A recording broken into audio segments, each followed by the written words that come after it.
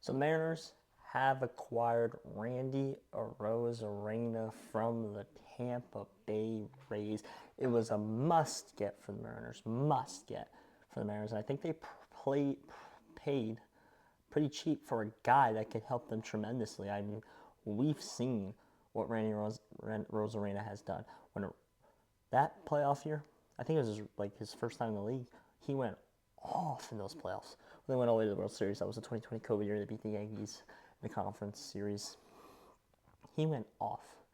I think if he does half of what he did there, the Mariners have a big bat, and they paid pretty cheaply. Now, the only thing that scares me with the Mariners, they also paid a heavy price for a guy named Garcia from the Blue Jays, I believe. They need to win the division to get in. They're not in any wild card race. They're a little far back. I can try and look up here how far back they are, but they have to win right now a division that is very, very tight. Let's see, wild card. They are 2.5 games back of the Royals in the wild card, so not that far back, but they're going for it. I respect it. I'm a little shocked the Rays gave up Randy Arozarena. Obviously, they're giving up everybody. They're looking to start brand new, but Randy Arozarena was having his worst year this year, his worst season. So the Rays gave up their lowest price on Randy Arozarena. If they get Randy Arozarena at any other time, they would have got way more value. They let him go for his lowest price it will ever be was right now, and they let him go. I'm a little shocked by that. I would have thought the Rays would have gave up. Eflin made sense. Yandy Diaz makes sense. Like, those guys make sense, which we still might see go. We already saw Eflin go. But Mariners had to make a move, obviously, because the Astros are going to make a move. I think the Astros are going to make a big move. But they're dead tied for the division right now. The Mariners and the Astros. Dead tied. And the Mariners need bats. They got a lot of guys on IR. They needed bats. They got a big one.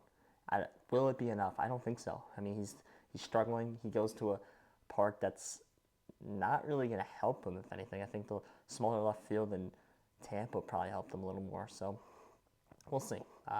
They won their first game with him. Do we see more from the Mariners? It looks like we might.